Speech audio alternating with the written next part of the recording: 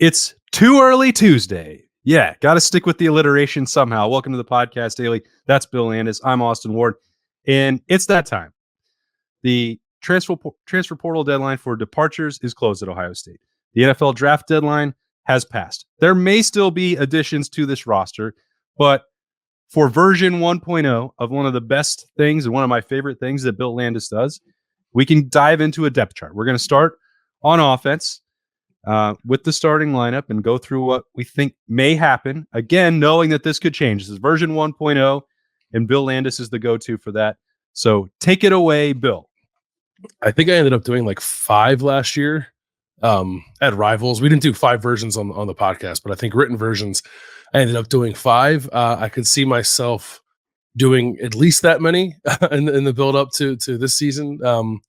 Because I do agree with you. I do think that Ohio State will likely end up adding to the roster maybe after spring ball, similar to last year. Like, go through spring, assess things, and then see what you might need after that point. But I don't know, at least on the offensive side. Like I think we're in a pretty comfortable space to be able to project what this team will look like, at least as it goes through spring ball. So should we start with the quarterback because it's most obvious, or should we start with the offensive line because it's most interesting?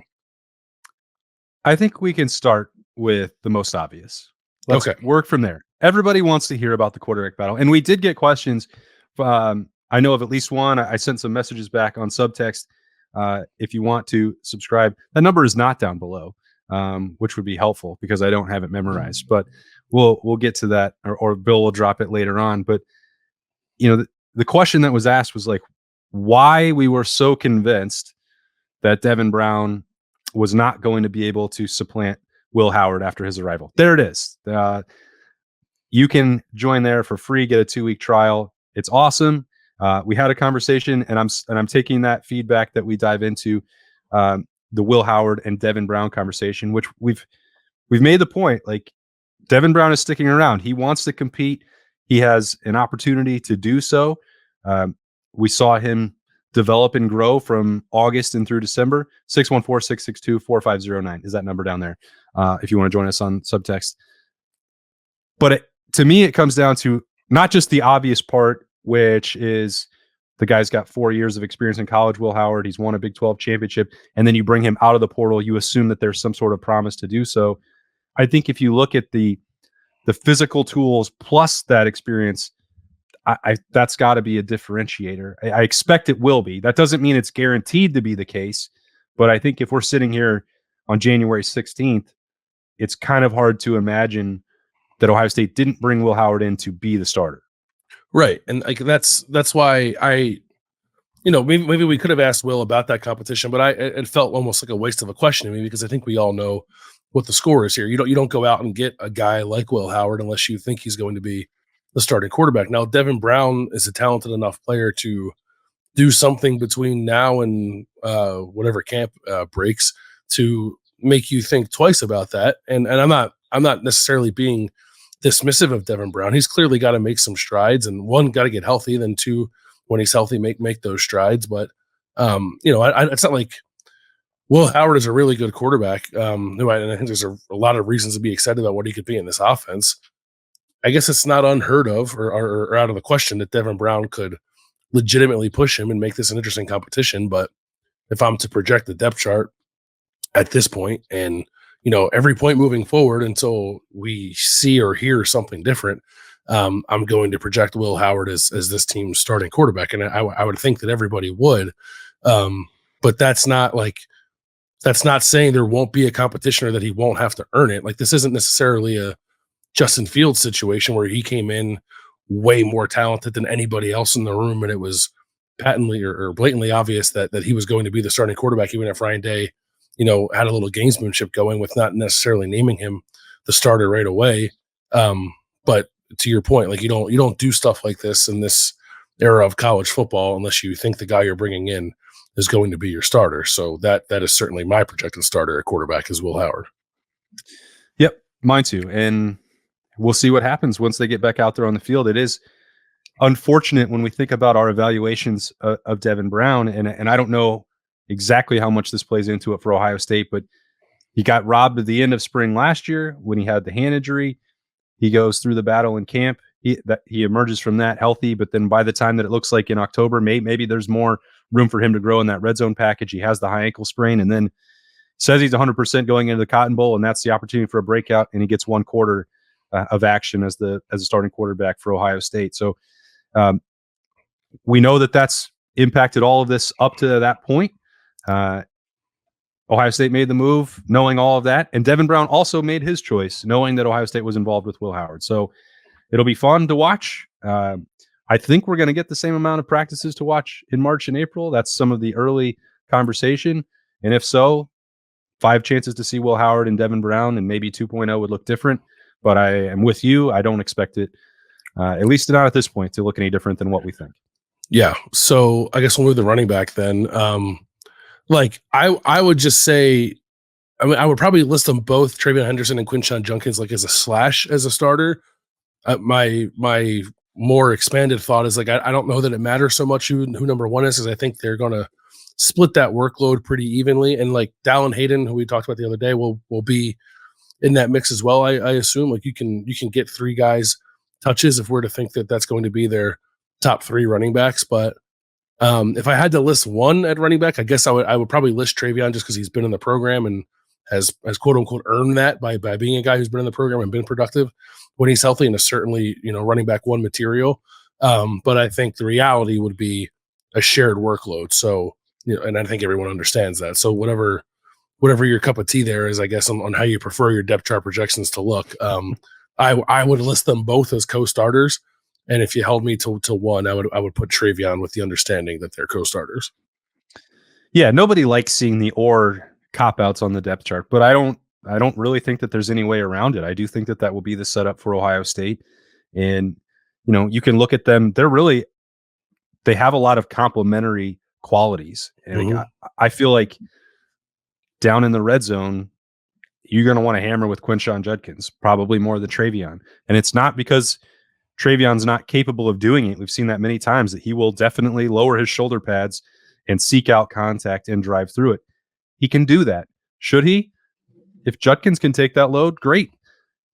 Once you get out in between the 20s and you want the explosiveness and the chance for a home run, I feel like Travion is probably more equipped to do that.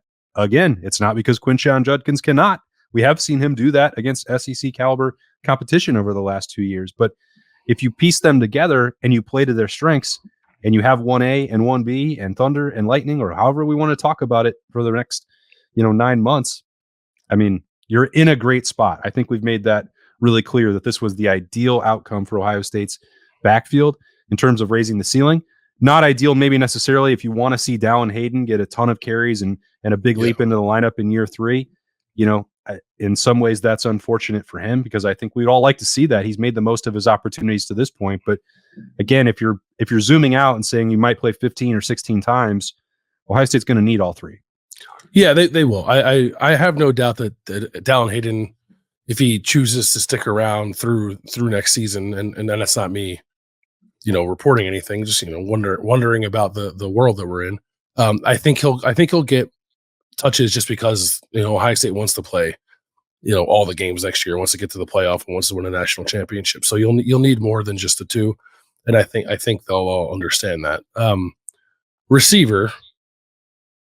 So it's Emeka Ibuka and Carnell Tate, and I am comfortable at the moment projecting Jeremiah Smith as the 3rd starter. Oh boy, what is your appetite for something like that? Not there yet. I know it won't be a surprise to you or anybody who listens to the podcast daily. I am the last one annually to jump on board and say this true freshman is going to do it. And last year, I did get almost the whole way there with Jelani Thurman after a great spring. Mm-hmm. And then I was like, oh, wait, that's why I don't do that. It's really hard. And again, somebody brought this up a couple of weeks ago that Alabama had guys out there that were true freshmen and they're not unopposed to doing it. I'm like, Caleb Downs is an exception to the rule, but there were times in September where Alabama kind of paid the price for that. You can look at other positions and where they struggled. It's going to be very hard to win a national championship with true freshmen playing meaningful snaps. I'm not saying it can't happen or that it shouldn't. And I'm not saying that Jeremiah Smith is not going to be a factor for Ohio State because I definitely think he is. But if I'm gonna sit here and question or project a depth chart right now, I would say Carnell Tate and Emeka Ibuka on the outside and Brandon Inniss in the slot. That's probably fair. And I actually think it will be more of like a 4-man thing and possibly even a 5-man thing than we've seen the last couple of years. Like I understand not rotating a ton when you have Marvin Harrison Jr. out there, but you don't have him out there at the moment. Yeah. So I think you can get away with it. I'm looking up to see. So like Garrett Wilson as a freshman played a lot, but was never actually he never actually started a game. But he was still playing. He played 29 snaps in his first game. He was over 20 snaps in every game. He ended up playing 457. By the end of the year, he was playing like 35 against Michigan, 43 in a Big Ten championship, and 35 against Clemson. So maybe that's what Jeremiah Smith's freshman year looks like, where he's not ever officially a starter, but is playing significant reps, like enough for us to believe that he is an integral part of the offense. But maybe that trio that you mentioned starts. That's probably the fair way to look at it, because Jeremiah Smith is a freak. Like I think he is a unicorn. Like we throw that word around a lot. I actually think it is applicable to him. But Ohio State has other really good receivers, and like Brandon Inniss is one of them.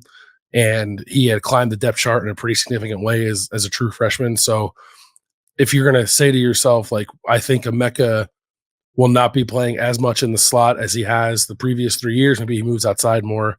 Brandon Inniss is obviously a natural replacement to take up some of those slot snaps, Mm-hmm. Then maybe your starters, the 3 who are out there for the first snap every game, are the Emeka Ibuka, Carnell Tate, and Brandon Inniss. But I think, like, if you want to go by snap counts, I don't know. I think I'd be comfortable saying that there won't be a tremendous amount of difference between the snaps that Carnell Tate and Brandon Inniss get and the snaps that Jeremiah Smith gets. You may well be right about that part, because if you have the ability to move Emeka into the slot if need be, and if that takes Brandon Inniss off the field, then Jeremiah Smith can go in the game, or he can go in the game for Carnell Tate, and you can leave Inniss and Emeka out there. Like, that's probably right. I don't dispute that part. I always have it in the back of my mind, if we're talking about, like, this is what Ohio State will look like when they start the year. Like, this is the opener. This is what the depth chart is going to look like. I remember, and you do too, those conversations about Garrett Wilson during his freshman year, like a month into the year, and they're just doesn't understand it yet. You know, we don't trust him yet to go out there and do it. He can't block anybody. Yeah, okay, that's true. But at some point, you don't want your most talented, freakish targets just sitting on the bench. It's like I understand that part of it too, and I've seen Jeremiah Smith in person, and it's a sight to behold. He's gonna play a lot. But in the middle of January, I'm just going to be, a wet blanket and throw it over it and be like, just have a little bit of patience. Maybe I'll be wrong this time. Certainly wouldn't be the first time. Let me ask you a different way. Do you think, if I say the clear top 4 are going to be the 4 guys we're talking about, would you agree with that? I would agree with that. I think, and that's, we've seen 3 years of Jaden Ballard here, a couple of years for these guys that have stuck around. They've not been able to break through because of injuries. That next class, like, it hasn't been completely wiped out yet, and it very well, could have been, or you would have understood why. But I don't see anybody in that next wave that's ready to step into that lineup. Jaden Ballard has had his chances. They trusted him on some special teams work. He was certainly out there in the Cotton Bowl, and I don't know if we can hold it against him that he wasn't able to make one play on a deep ball that Marvin would have caught. But, this conversation about his development and becoming a complete receiver has been going on for a while. And hey, it's never too late to happen. But if I'm projecting that forward for the depth chart, I just wouldn't have him in there. So in 2019, which I actually think could end up being like a really good kind of baseline for what to expect. KJ Hill played 677 snaps, by far the most of any receiver. And then Chris Olave played 509, Ben Victor played 504, and Garrett Wilson played 457. So if you think that Emeka Ibuka is a Chris Olave in that scenario, then I think the next 3 down could look very similar to the next 3 down of the season.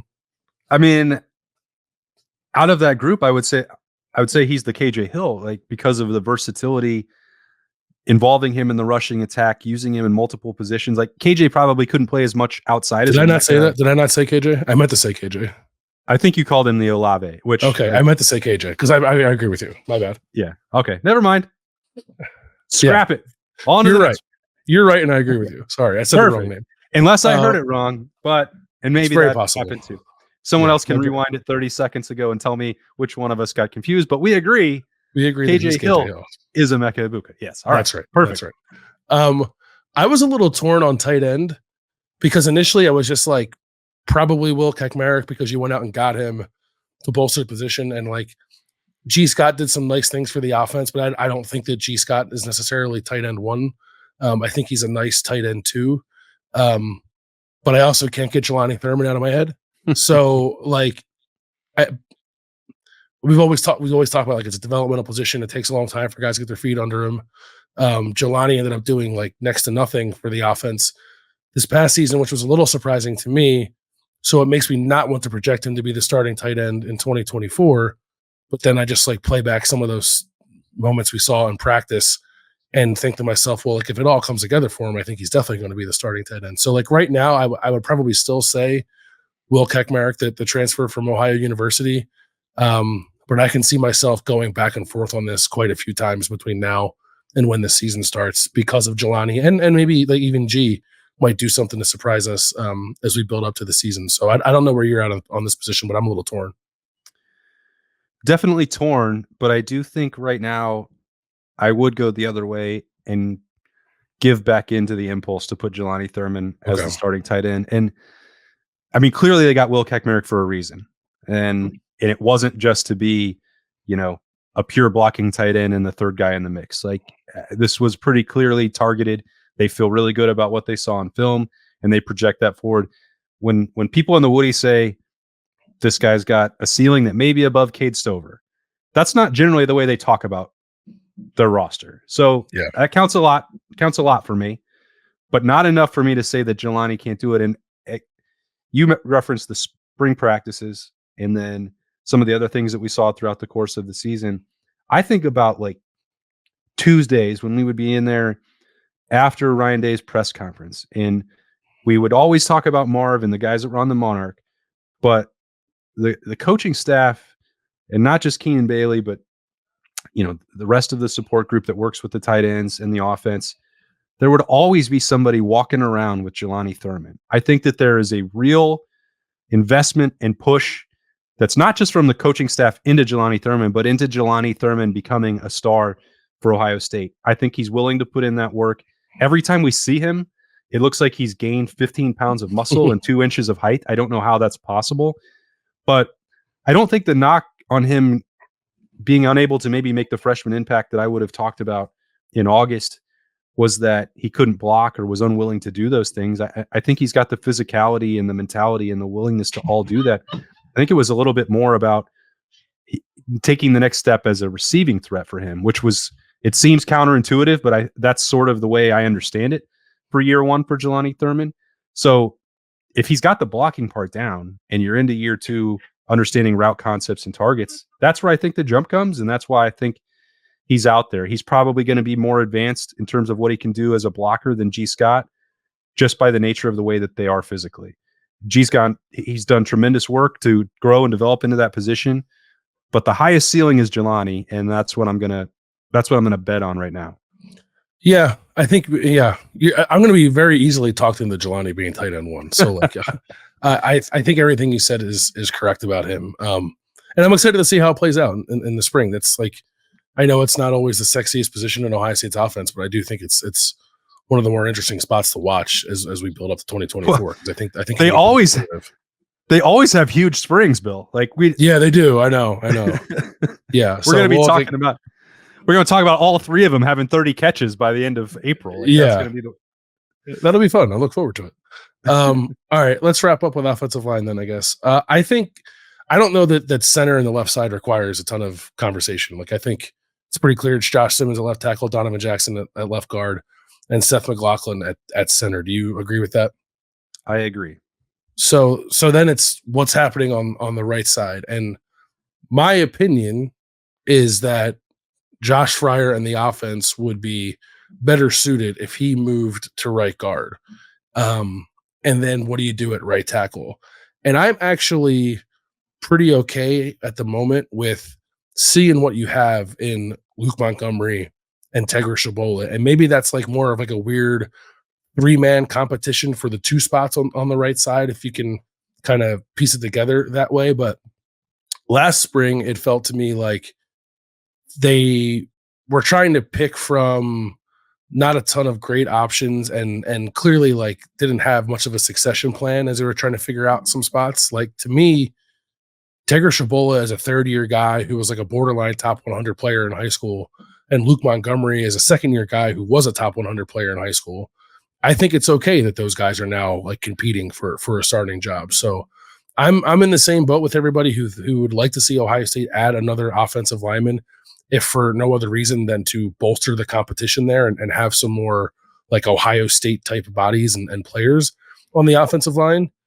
But I also think it's quite possible that the answer to the right side of their offensive line is already in the program with 2 of those 3 guys. So, and then if it ends up that you go through spring and you don't feel that way, then I guess you can address it. But it doesn't feel as, I don't know, like as untenable of a situation, I suppose, as it did at this point last year. Like, I think there's reason to like Tegra and Luke and maybe be a little more bullish about what Josh Fryer could become if he kicks inside from tackle to guard. Yeah, I would like to see Josh Fryer at right guard. And I think there's even a world where if you're talking about spring and a 3 for 2, it may be more than that. I mean, quite honestly, because if Carson Hinsman is not going to start at center, maybe you consider him as an option at guard. Maybe you consider Austin Saraveld or Josh Padilla for the, like, you can put everybody into this right side basket. That's not the way that you build a roster, and that's not the way you would go through training camp when you're trying to, get 1s and 2s. But this is going to be a period of experimentation. And I think, to your point, you can find a solution out of those guys. The recruiting has been back on an uptick. Is it 100% done? I mean, no. But the situation that Justin Fry inherited compared to what it's turned into after 2 years is the depth has returned. The talent has been on the rise. I think some of our perception of Ohio State is clouded by a decision that maybe we didn't fully understand and poor execution, both in the Cotton Bowl. And I brought this point up last week. Like, they were pretty good against Michigan. They were not great. They needed to make one more play, one more block for them to potentially win and go on to the playoff. But compared to what Alabama did, I think that was good enough-ish. Like, not good enough to win the game, but close enough that it was better than most opponents against Michigan. So if you're still building with that group with 4 returning starters, 3 returning starters and 1 Alabama starter, plus another starter who could play at guard, that's a pretty good spot for them to be in, because I think that Tegra Shabola and Luke Montgomery are going to be Ohio State ready by August and September. So it's hard for us. You have to pick somebody for a projected depth chart, knowing that you could be wrong. Mm-hmm. I kind of feel like I would put Tegra there at right tackle and Josh Fryer at right guard. And if I have to revise in March, I will. Yeah, I think that's probably fair. I still wonder if Tegra to me feels a little similar to Josh Fryer, where like he's maybe best suited for guard. And I actually might think that of everyone we're talking about, but like one of them's going to have to play tackle. Right. I guess. And it's like, it's different in college. Like you can get by in college without playing like a prototypical body type at the tackle position. Ohio State's national championship team had a defensive lineman playing right tackle. So like you can figure it out. Thank you for mentioning Carson Hinsman, by the way, because I did overlook him, and I think he can play guard. I think they'll look at him at guard, and I think that'll be, just more competition there. I think like I'm in zero way on alert for Ian Moore to like push for a starting job when he gets here, but I do think he might be physically ready enough to, again, just to like increase the competition there.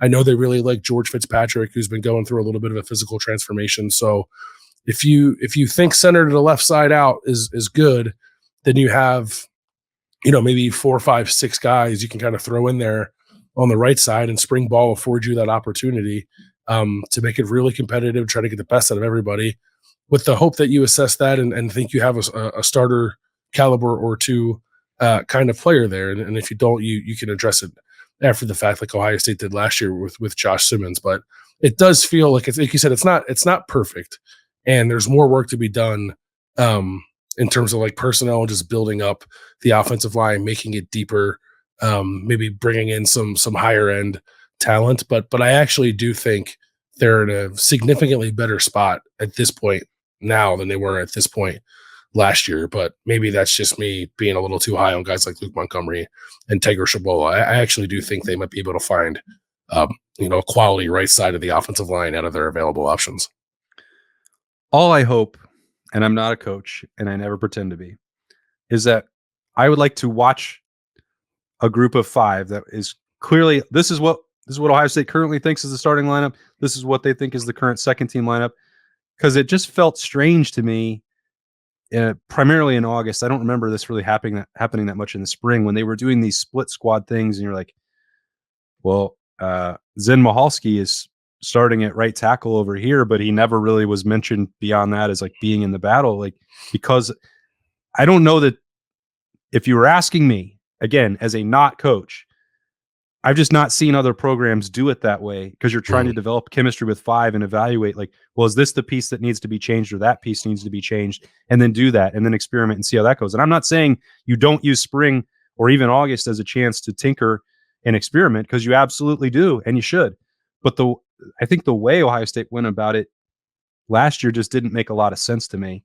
Again, that's saying that by the end of the year, I thought they were better than they were clearly in September, but I'd like to see a more traditional approach maybe to evaluating it, because I think that not only will that help me, which is the least important part of this conversation, but I feel like it would help the players on the field. Yeah, I think it would too. It seems like it would be hard to foster the cohesiveness that you need from an offensive line when you're doing things that way. And my hope would be that, because there is a little bit of I think there is certainty at left tackle, left guard, and center, that maybe like there's still going to be some experimentation and moving guys around, but if it can be sort of like hyper focused on right guard and right tackle, or maybe just right tackle, that it'll feel like a little less discombobulated than it was last year for a lot of the time. Yeah. But it gave us a lot to talk about, and we're doing that again with version 1.0 of the offensive depth chart. We'll get into the defense, which is probably not going to have a ton of debate. Maybe we'll manufacture some. That's what people love to do, right? No, I mean, it's fine if we agree, because I think it's got the potential to be the best defense in the country, but we'll get into that later on the podcast daily this week. That'll be a wrap on a Too Early Tuesday version of the podcast daily, looking at the offense. Appreciate Bill Landis, as always, for his insight and some good old fashioned debate, not manufactured at all. Trust me. That's right. For Bill, I'm Austin. Thanks for joining us. We'll talk to you later.